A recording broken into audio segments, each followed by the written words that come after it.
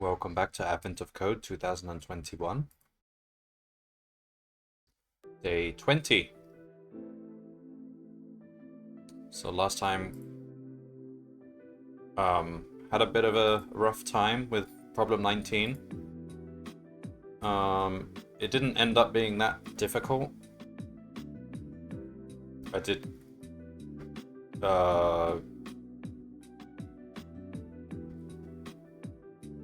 we don't need to talk about problem 19. There's a whole video of it, 6 hours long. You can go watch that.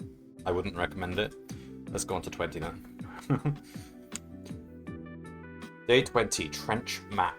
With the scanners fully deployed, you turn their attention to mapping the floor of the ocean trench.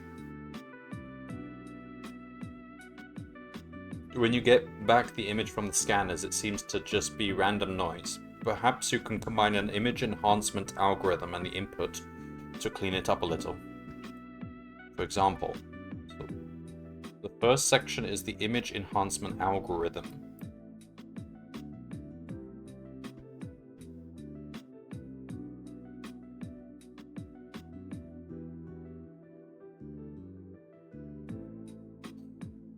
So the first is just one line, and that's the algorithm.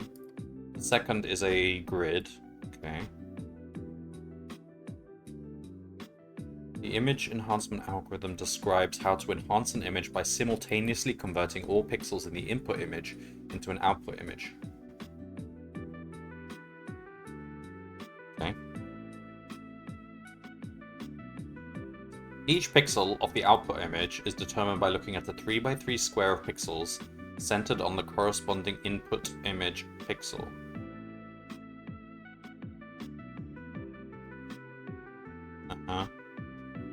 So to determine the value of the pixel at 510 in the output image, 9 pixels from the input image need to be considered.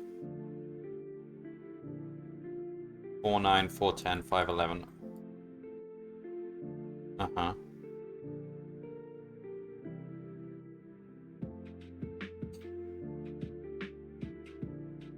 Input image. But the input image isn't nearly that big. Why are they using that example?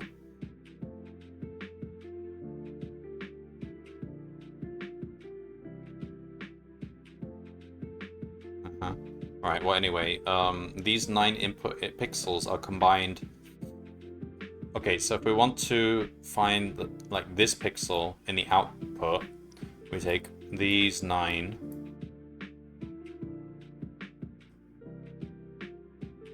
Convert them into a single binary number, and then use that as an index into this string.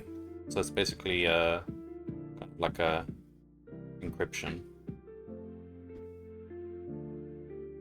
To determine the output pixel that corresponds to the very middle pixel of the input image, the 9 pixels... Okay. Alright, this is the example. Okay, so yeah. Fine. Starting from top left and reading across each row, these pixels are... Yeah, okay. By turning dark pixels into dot and light pixels into 1. Okay, so dot is 0, hash is 1. You get a binary string. That gives us a decimal index. And then you find the character, and that becomes a hash. Okay, fine. Easy enough. We can do that to get the image. So the output image will be the same.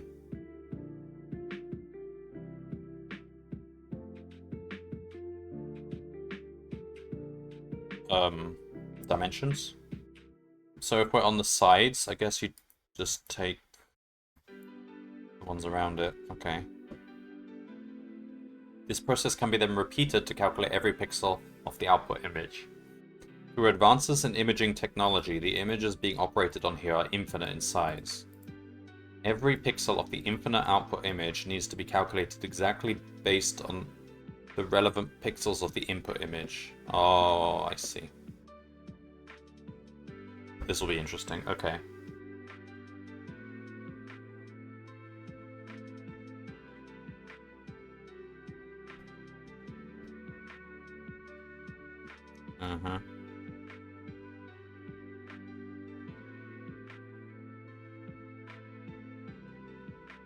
So so if you've got out in the infinite space, if you've got dot dot dot dot dot dot dot, that would be zeros. So the decimal will be 0 index, and so you take the first character, which is dot. One would hope that... Oh crap, it's hash.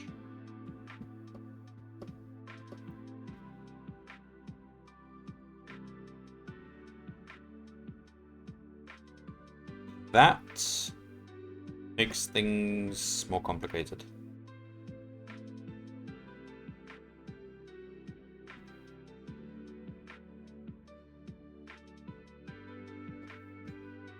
So that makes our problem much worse because... So there's dots out to infinity. But if you take 9 dots... you get...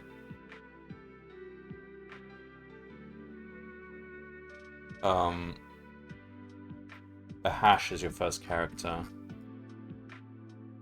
They all become hashes.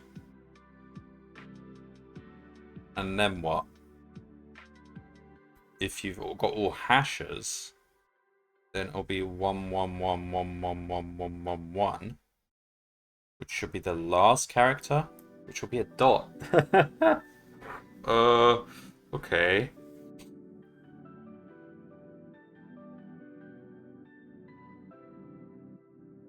So the infinite space alternates between dots and hashes. So after each step, they all become...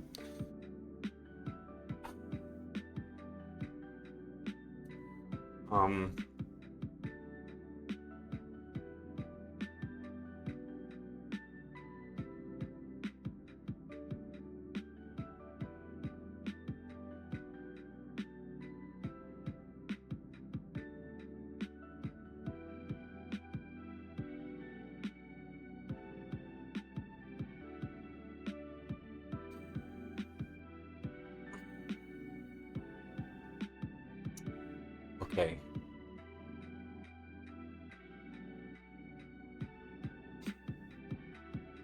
That's interesting. Alright, I have an idea for how to do this. So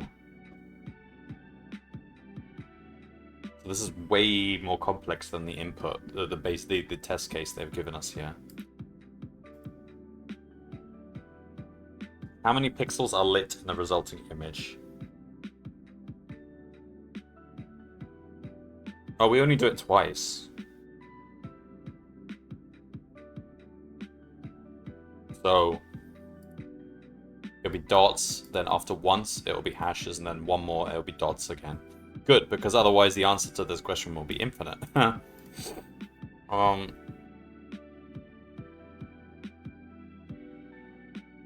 Okay.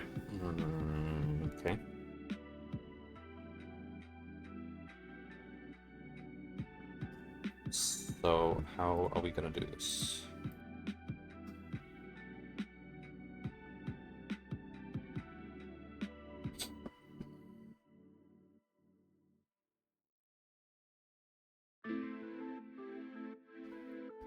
Alright. Let's just fetch the inputs.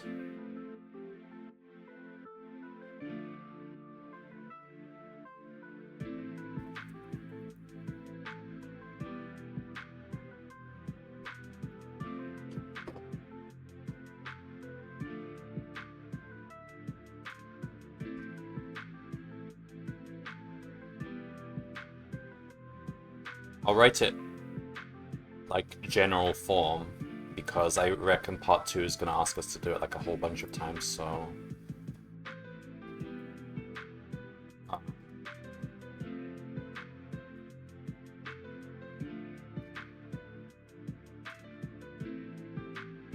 Alright. So... the first line is the algorithm, so it's going to be the algorithm equals f.readLine dot strip. So that's a string. Then we just read an empty line. Then make a grid. Now, I reckon we don't actually want to store it as a grid. I reckon we want to store it as a hash map, which records all the positions of the hashes.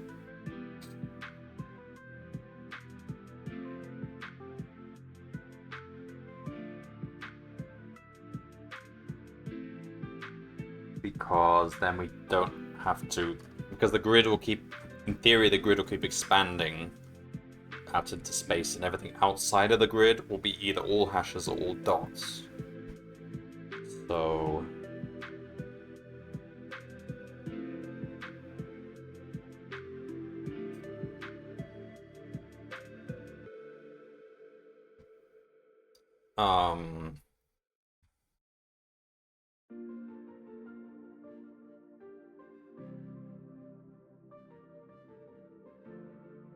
let's, what are these? These are lights?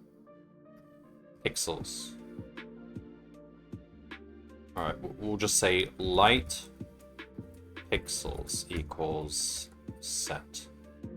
So basically storing a set of all the light pixels, ignoring the infinite ones.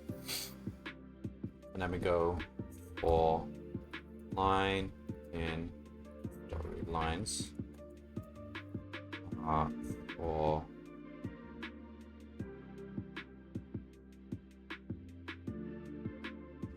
in range length strip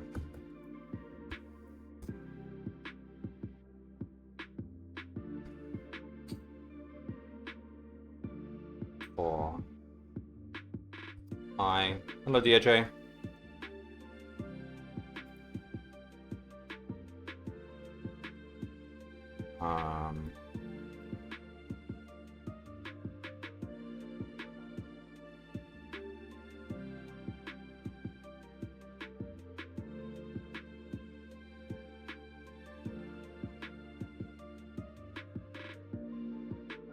It doesn't matter what coordinate system we use here. We could use y extending downwards or just use Cartesian coordinates.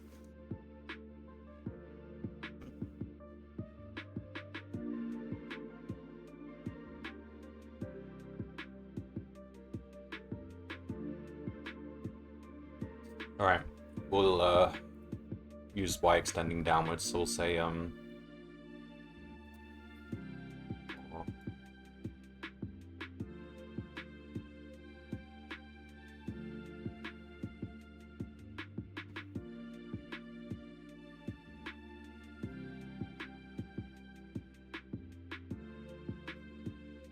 can we do this? Suppose we can.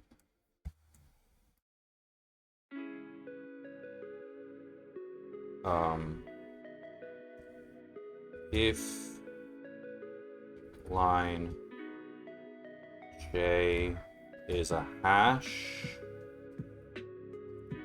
then light pixels dot add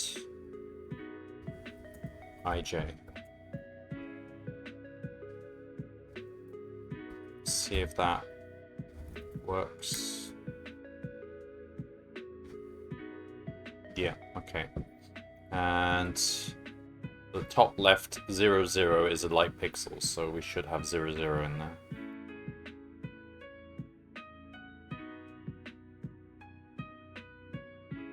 Which is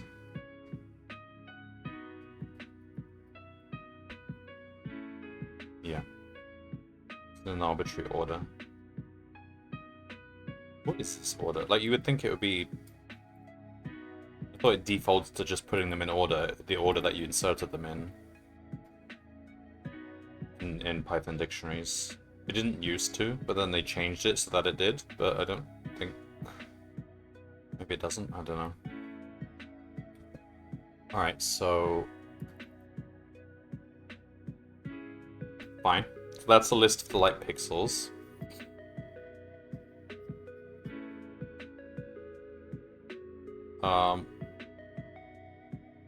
Now, we need a marker for the infinite space, so we say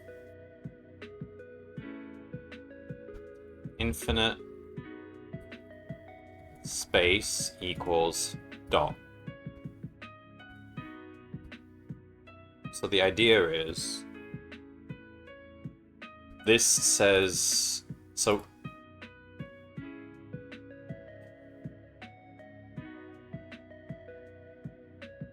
everything outside this, let's say we have a bounding box around this, everything outside the box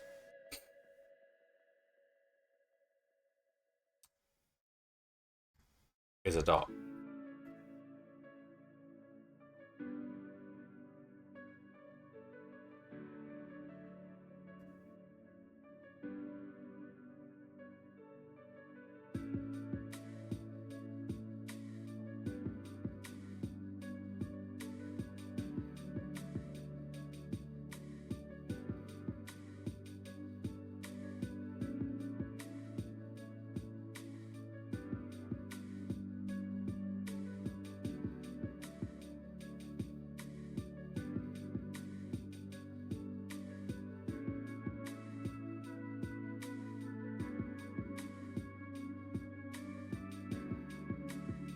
I mean, at this point the characters don't matter, so we don't need...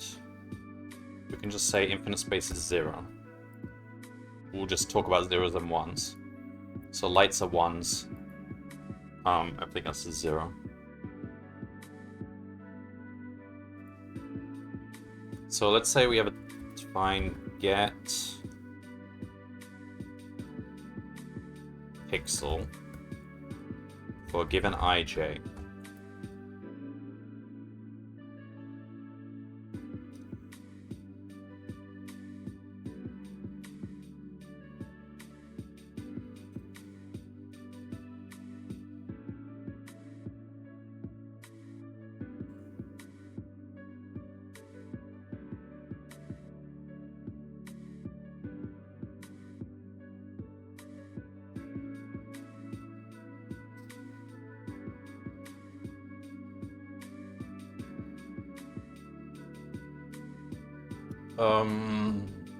I need to take a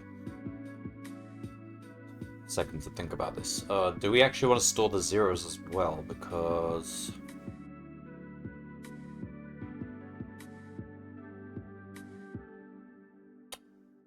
yeah, we do. We actually want to store both the ones and the zeros. Because if we just happen to have dots all around the edges, but outside the box it's all hashes, then we actually need to know where those dots are. We can't just assume yeah.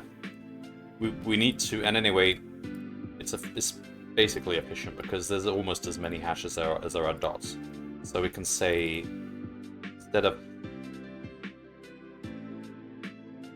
let's call this lights and darks.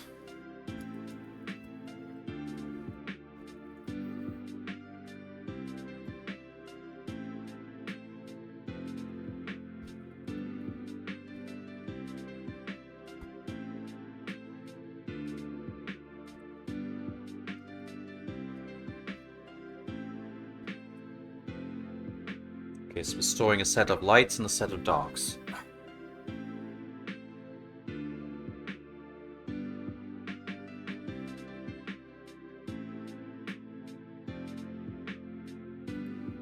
Okay. And a marker for everything outside.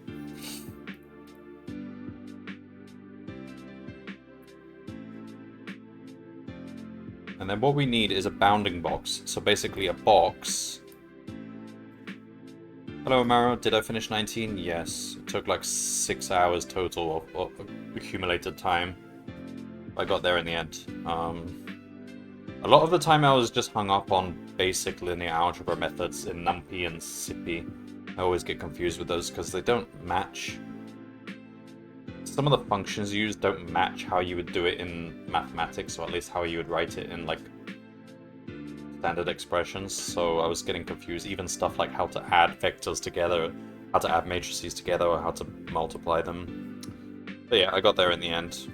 It wasn't technically difficult, and I'm pretty sure I got the right answer the first time I ran it. It was just Bit of a slog.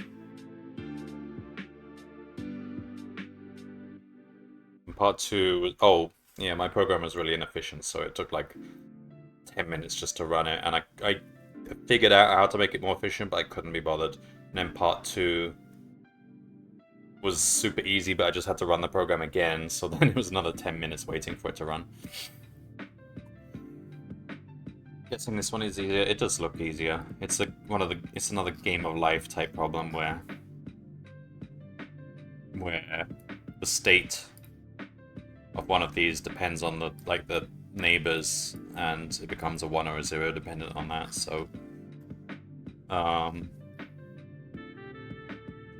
we've got a hash set of all the hashes, a hash set of all the dots.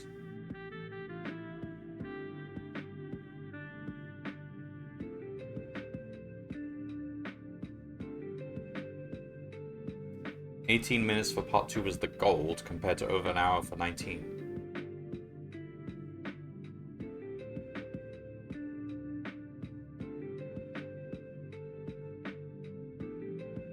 As in, what? It took people 18 more minutes to solve part 2? It should be practically seconds if they had solved part 1, like, using an efficient method.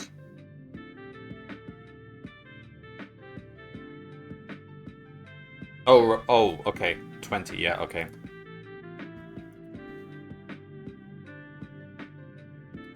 Okay.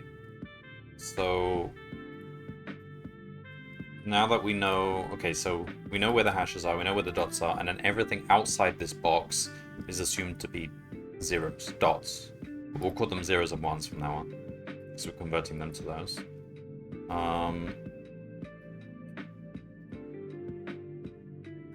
And then what? So we have we need a bounding box. We need to say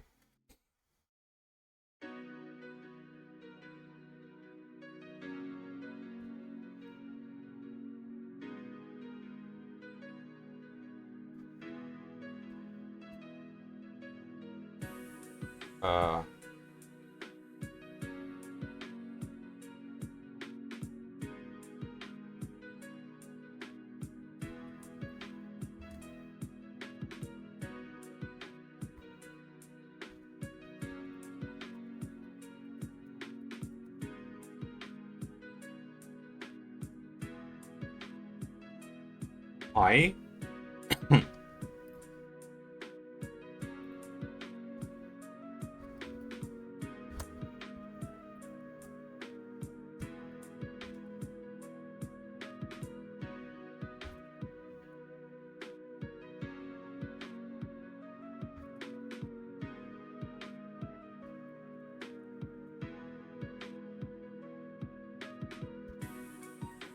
So we have a bounding box.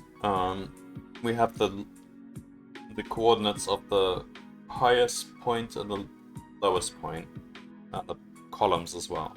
So we know exactly the full box, and everything outside that box is dots. So this method here says if you give me an I and a j, and it will return what, whether it's a 0 or 1. So basically, if I, j in lights, I mean, maybe this would have made... Okay, why did I separate these into sets? We could just make it one hash. At this point, we could just switch to one dictionary. We can say,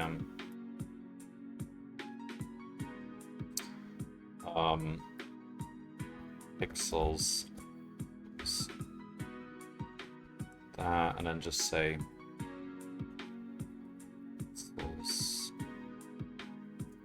ij equals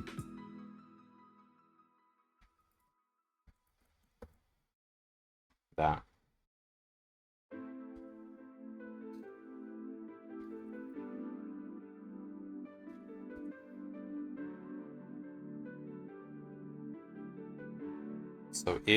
So now we just say if ij in pixels we return pixels ij. Else we return infinite space. This is just what everything outside this box is, which is going to be 0 for now.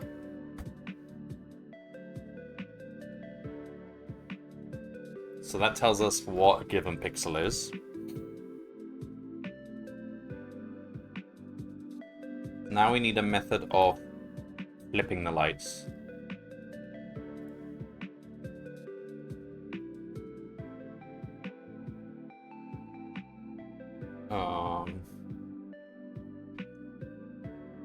So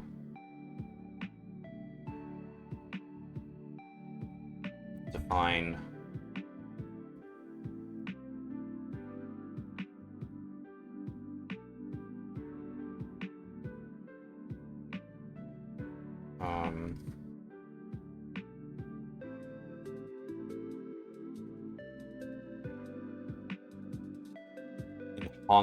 they call it enhancement. All right, enhancement.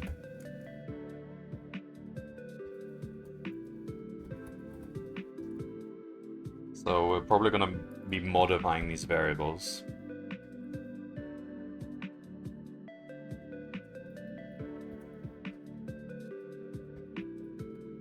Because they'll get bigger. So first of all,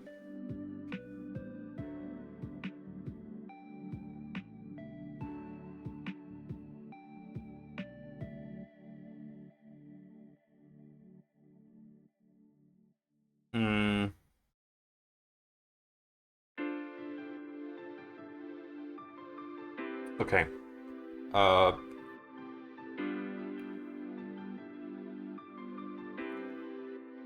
I_min is gonna decrease by 1. Like the box just gets bigger by 1 space in all directions. I_max plus equal 1. J_min minus equal 1. J_max plus equal 1. Alright. And then for I in range, I_min up to and including I_max, for J in range, J_min up to and including J_max.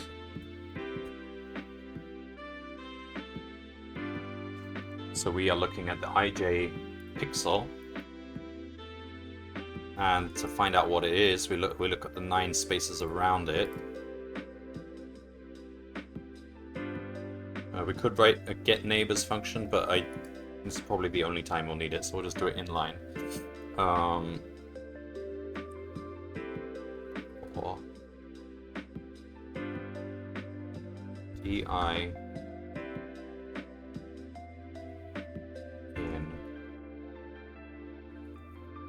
-1 0 1 or dj -1 0 1.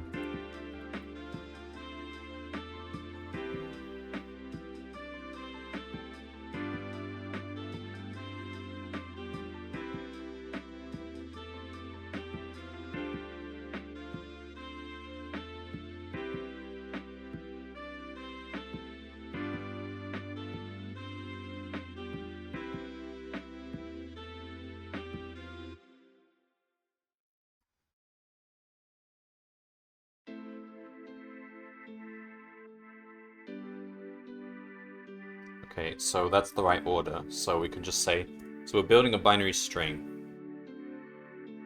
So let's just say bin digits equals, just do that for now.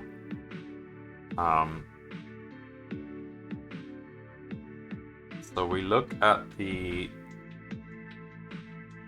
find the pixel. So we get pixel of I plus di j plus dj. So let's start with the top left, and then we move to the top middle, then top right, and middle left, and so on. and bin digits.append that. We just put that in there. So after this, we'll have 9 binary digits.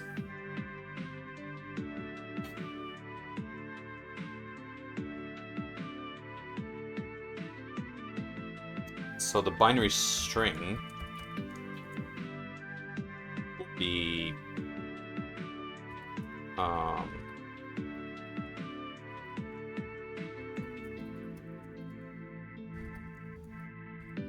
just tie them up into a string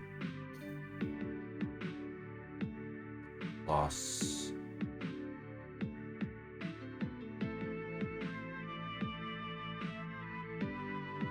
okay, and then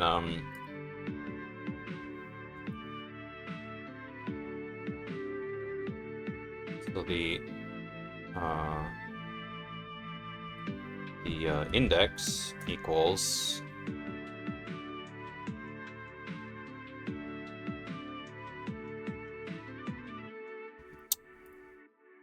the other day,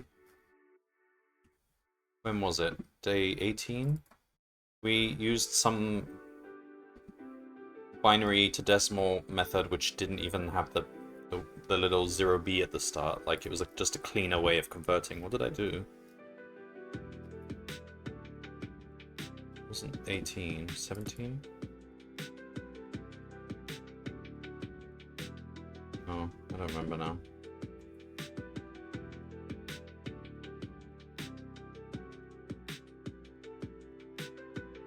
Let me look this up again.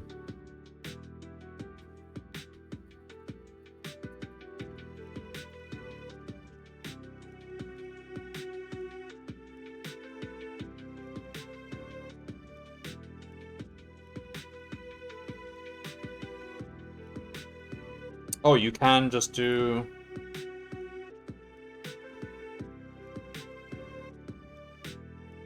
this. I thought you had to have 0b in front of it. Did they change how this works?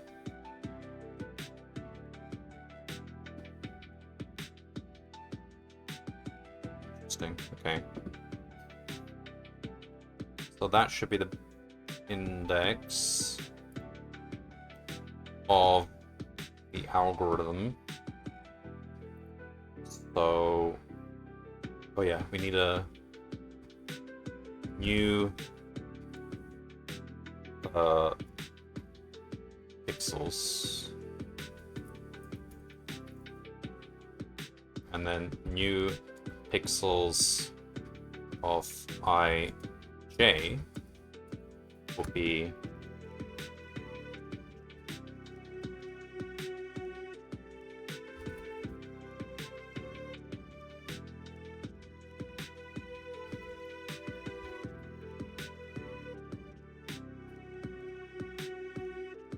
that.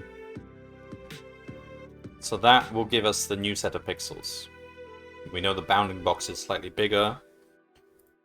And the last thing we need to do is say, change the infinite space. Usually that's just going to flip. Dots will become hashes, hashes will become dots.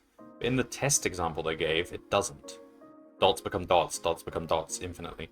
So we should actually just write this in the general case. We have to say space. So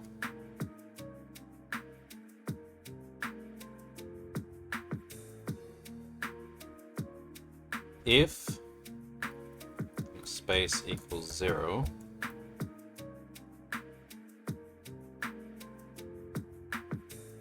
then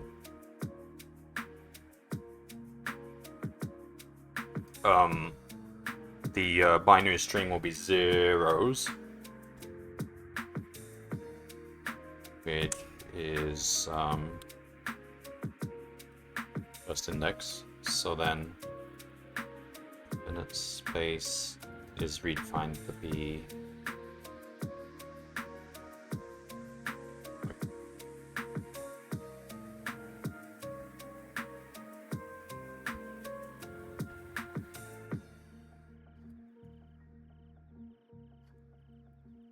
otherwise it's It's one. Okay, we'll just write it like this. Just say int of 111.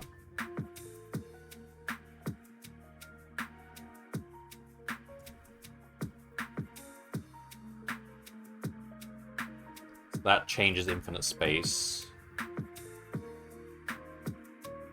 That should all work, hopefully.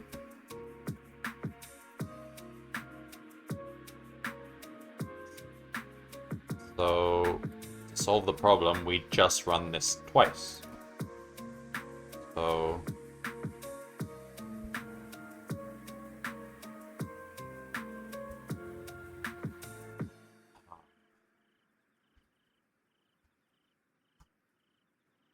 So after we've done that,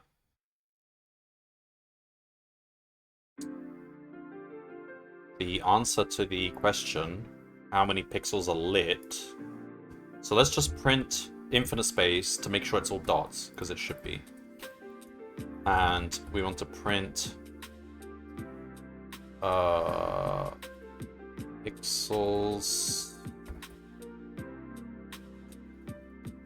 It's literally just going to be sum of pixels.values, because there's ones for all the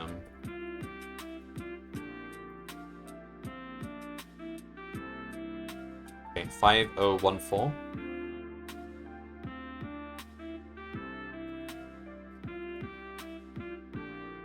Too low. Okay.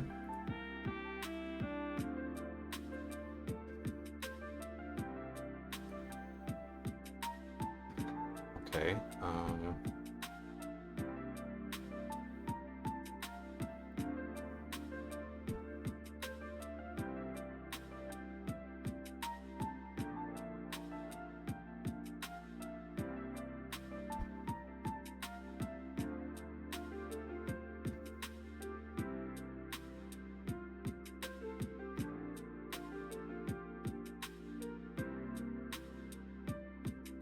Weird. I kind of felt confident with this one. 1, 2, 3, 1, 2, 3, 1, 2, 3. So we go back to zeros, that's good.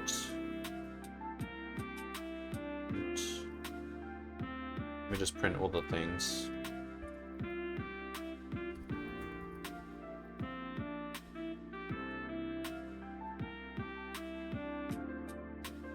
-2. -2, 101, 101. That sounds correct. Wait. Yeah.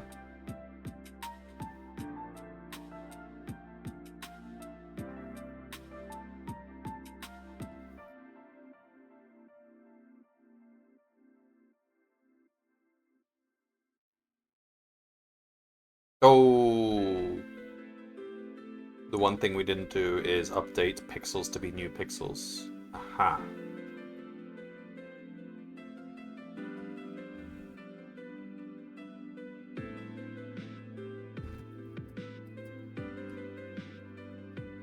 That's an important thing to do. Otherwise, pixels is not changing. So we would just...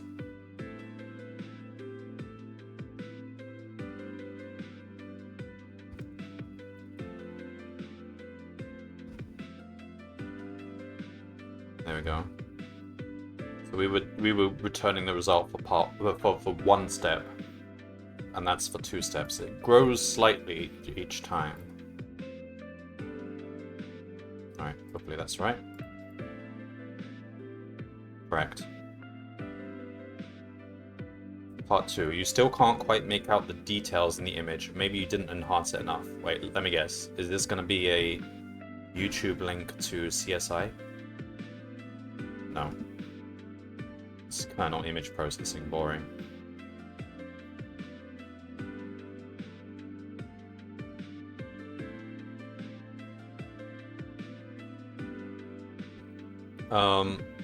If you enhance the starting input image in the above example a total of 50 times, so you just do it 50 times. Now, I think this is an efficient method, so it should just be quick.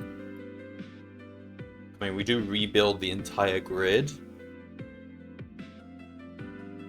But that's the amount of work you have to do. You literally can't skip that, can you? Unless there's some clever pattern. I don't think there would be. But this is sufficiently random looking. So...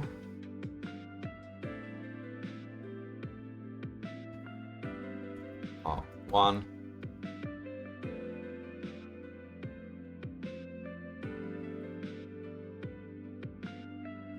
Part 2. You can just do it another 48 times.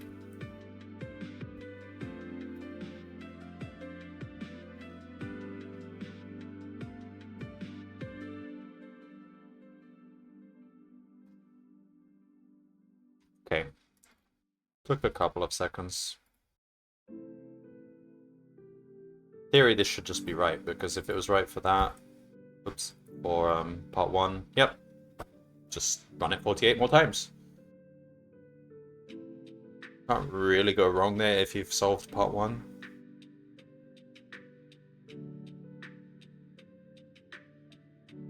Yeah. It was a nice, easy problem, I think. I mean, it wouldn't... It's not that easy. I think people are gonna get... I think the biggest trap... Well, it's not a trap, you can do it this way, but I think the biggest problem people are gonna run into, and I've seen similar problems in Advent Code where people did this, where they did a fixed size grid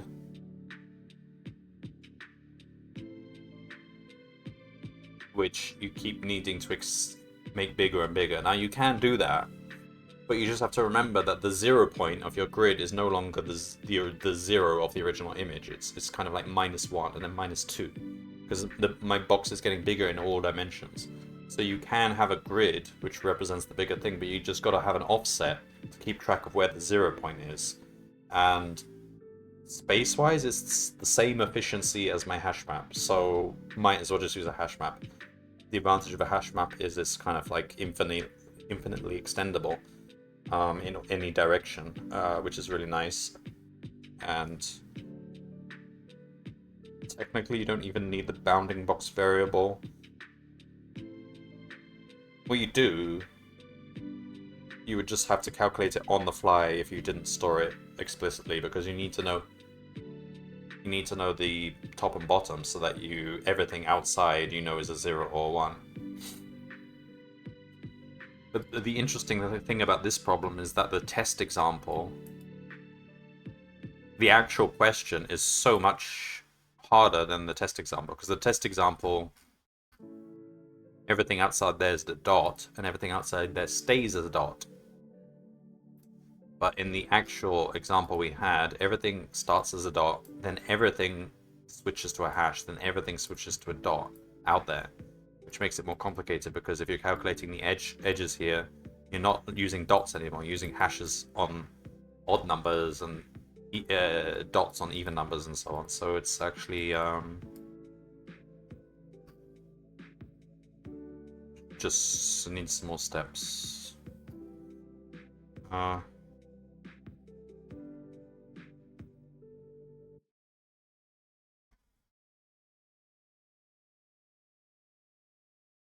But yeah, that's usually my approach to these game of life things. Just make a hash map.